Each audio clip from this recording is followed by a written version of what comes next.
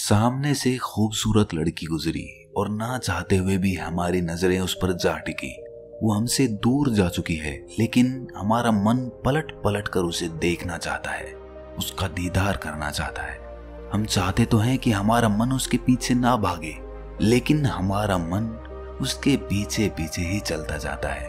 और इसके बाद हम कोई भी काम करते हैं तो वही ख्याल, उसी लड़की का चेहरा बार बार हमारी आंखों के सामने आ जाता है, जिससे हम काम में पूरा ध्यान नहीं लगा पाते। और हम ये समझ भी नहीं पाते कि इतना संकल्प और इतनी शपथ लेने के बाद भी हम अपने मन को नियंत्रण में क्यों नहीं कर पाते। क्यों हमारा मन तरह तरह की वासनाओं के पीछे भागता रहता है।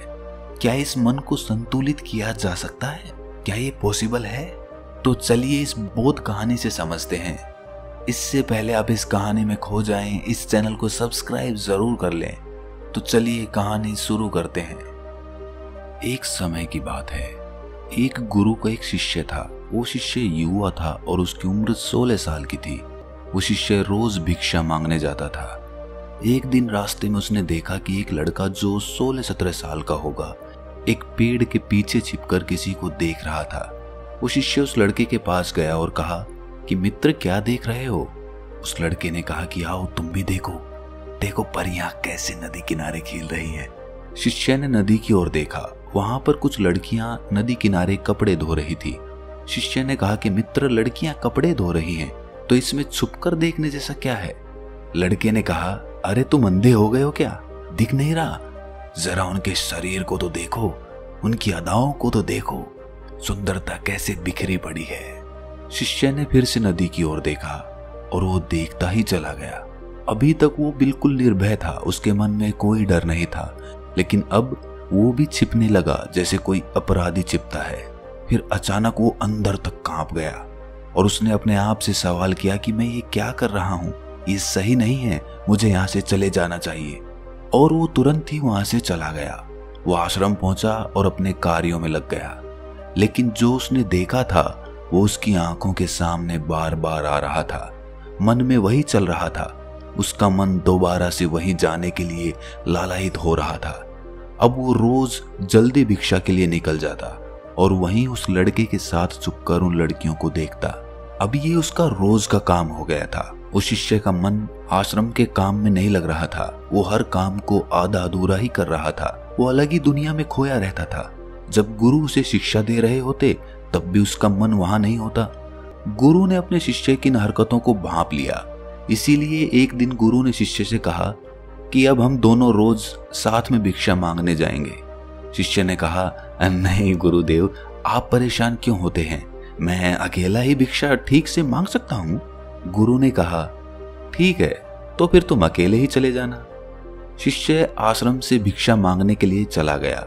गुरु भी शिष्य को देखने के लिए कि वो कहाँ जाता है, किससे मिलता है, उसके पीछे चल दिए। कुछ दूर जाने के बाद एक रास्ते पर गुरु ने देखा कि उसका शिष्य एक लड़के के साथ एक पेड़ के पीछे अपराधी की तरह छिप रहा है और कुछ देख रहा है। गुरु अपने शिष्य के पीछे आकर खड़े हो गए और उन्होंने देखा कि उनका शिष्य छिपकर लड़कियों को देख रहा है जो अपने कपड़े धो रही थी। गुरु ने कहा, क्या इन लड़कियों से भी भिक्षा लेनी है तुम्हें? अपने गुरु की आवाज सुनते ही वो शिष्य घबरा गया, जैसे किसी चोर को किसी ने रंगे हाथों पकड़ लिया हो। उसकी हालत खराब हो गई। वो कुछ बोल भी नहीं पा रहा था। दूसरा लड़का वहां से भाग गया। शिष्य के मुख से कुछ टूटे फूटे शब्द ही निकल पा रहे थे बस। वो गुरु से नजरें नहीं मिला पा रहा था। गुरु ने कहा कि मेरा शिष्य तो निर्भय था, उसे तो किसी का डर नहीं था, लेकिन तुम तो डर के मारे कांप रहे हो। शिष्य ने कहा कि मेरा कोई दोस्त नहीं है गुरुदेव, उस लड़के ने मुझे बहका दिया था। आपकी शपथ खाकर कहता हूं कि अब मैं ऐसा कभी दोबारा नहीं करूंगा, मुझे माफ कर दीजिए। गुरु ने कहा, अरे कोई बात नहीं, लेकिन इस बात को ध्यान रखना, हम जैसी संगति करते हैं वैसे ही विचार हमारे होने लगते हैं। इसीलिए अच्छी संगति करो ताकि तुम्हारे भीतर सकारात्मक ऊर्जा प्रवाहित हो। वो शिष्य फिर से अपने आश्रम के काम पर ध्यान देने लगा। उसने उस रास्ते से भी जाना बंद कर दिया। वो दूसरे रास्ते से जाता। वो अपना काम ध्यान से करता, लेकिन धीरे धीरे उसके भीतर क्रोध की उत्पत्ति होने लगी। वो दूसरे शिष्यों पर क्रोध करता वो बेचैन रहता और ना ही सही समय पर भोजन करता। उसका भोजन भी आधा हो गया था। एक रात गुरु ने उस शिष्य से कहा, अब तक कितनी बार तुम अपनी शपथ तोड़ चुके हो। ये सुनते ही शिष्य अपने गुरु के चरणों में गिर गया और रोते हुए बोला, गुरुदेव, कई बार मैं उस शपथ को तोड़ चुका हूँ। उसके बाद कई बार शपथ ले भी चुका हूँ, लेकिन हर बार वो टूट जाती है। मेरा मन मेरे नियंत्रण में नहीं है। मैं चाहता हूँ अपने मन से इन सारे बुरे विचारों को निकाल दूं, लेकिन चाहकर भी ऐसा नहीं हो पा रहा है। गुरु ने शिष्य को उठाया और आश्रम के बगीचे की ओर ले गए और कहा, देखो, यहाँ पर कुछ नालियां बनी हुई हैं, जिनसे नदी का पानी इन पौधों तक आ रहा है और ये पानी निरंतर एक बहाव से आ रहा है। क्या तुम इस बहाव को रोक सकते हो? शिष्य ने कहा कि हाँ, क्यों नहीं। शिष्य ने कुछ रेत उठाकर उस नाली में डाल दिया। वो पानी थोड़ी देर के लिए रुका और फिर से उस रेत के ऊपर से निकल गया। गुरु ने कहा, अरे ये पानी तो रुका ही नहीं। इसके बाद शिष्य ने कुछ कंकड़ पत्थर उठाकर इकट्ठे किए और उस नाली में डाल दिए और पानी थोड़ी और देर के लिए रुक गया, लेकिन फिर से उन कंकड़ पत्थरों के ऊपर से निकल गया। गुरु ने कहा, शिष्य, ये क्या? अगर मैं शपथ लूं कि इस पानी को रोक दूंगा तो क्या मैं रोक नहीं सकता? शिष्य ने कहा कि कोई बात नहीं गुरुदेव, मैं आपकी शपथ अभी पूरी कर देता हूँ। इस पानी को तो मैं रोक ही सकता हूँ।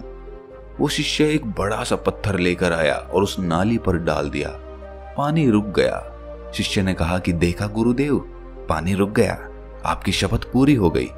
गुरु थोड़ा सा मुस्कुराए और कहा, ध्यान से देखो, पानी रुका है, लेकिन वो पानी पीछे की नाली तोड़कर बाहर आ गया है और अगल बगल से बह रहा है और इस पत्थर से आगे भी आ गया है और अपना रास्ता बदलकर फिर से आगे की ओर बह जाएगा। और थोड़ी देर में ऐसा ही हुआ। गुरु ने कहा कि तुम्हारे साथ भी ऐसा ही हो रहा है। तुम बार बार शपथ ले रहे हो और हर बार तुम्हारी शपथ बड़ी होती जा रही है और हर बार तुम्हारी शपथ टूट जाती है और ये हमेशा ही टूटती रहेगी। कितना भी बड़ा पत्थर रख लो, पानी तो अपना रास्ता बना ही लेगा। ये देखकर शिष्य निराश हो गया और कहा, हे गुरुदेव, क्या कोई रास्ता नहीं है कि मैं अपनी शपथ पूरी कर सकूं और मैं सही रास्ते पर चल सकूं, बुरे विचार मेरे मन में ना आए। गुरु शिष्य को एक नदी के पास ले गए जहां से वो पानी आ रहा था। गुरु ने कहा कि ये पानी इस नदी से आ रहा है और अगर हम यहीं उस रास्ते को बंद कर दें जिससे ये पानी बगीचे में जा रहा है, तब क्या हमारी शपथ पूरी हो सकती है? शिष्य ने कहा कि अवश्य ऐसा हो सकता है। मैं इस पानी को यहीं से बंद कर देता हूँ, तब आगे पानी जाएगा ही नहीं और आपकी शपथ भी पूरी हो जाएगी। शिष्य ने नदी से निकलने वाले रास्ते को भरपूर मेहनत करके पत्थर डाल डालकर बंद कर दिया और कहा, लो गुरुदेव, हो गया, अब आगे पानी नहीं जाएगा।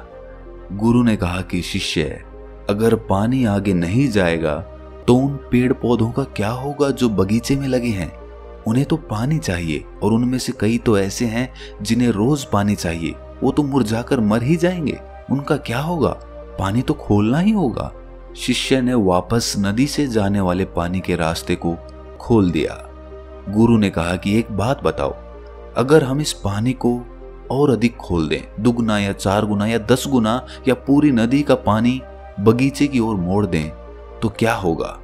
शिष्य ने कहा कि तब गुरुदेव, बगीचे में जितने पेड़ पौधे हैं सब नष्ट हो जाएंगे, वहां कुछ नहीं बचेगा। गुरु ने कहा, तो समझो इस बात को, हमें किसी चीज को रोकना नहीं है, हमें शपथ नहीं लेनी है, हमेशा संतुलन कायम करना है। ज्यादा पानी से भी पौधे नष्ट हो सकते हैं, कम पानी से भी पौधे नष्ट हो सकते हैं। जीवन पनपता है तो संतुलन से, और संतुलन से ही जीवन चलता है। तो संतुलन से मन को इस पानी की तरह नियंत्रित करने की आवश्यकता नहीं है, बल्कि मन की शक्ति को दिशा देने की आवश्यकता है। जिस तरह इस पानी से जीवन पनप सकता है और नष्ट भी हो सकता है, उसी तरह मन की शक्ति से हमारा निर्माण भी हो सकता है और हमारा पतन भी।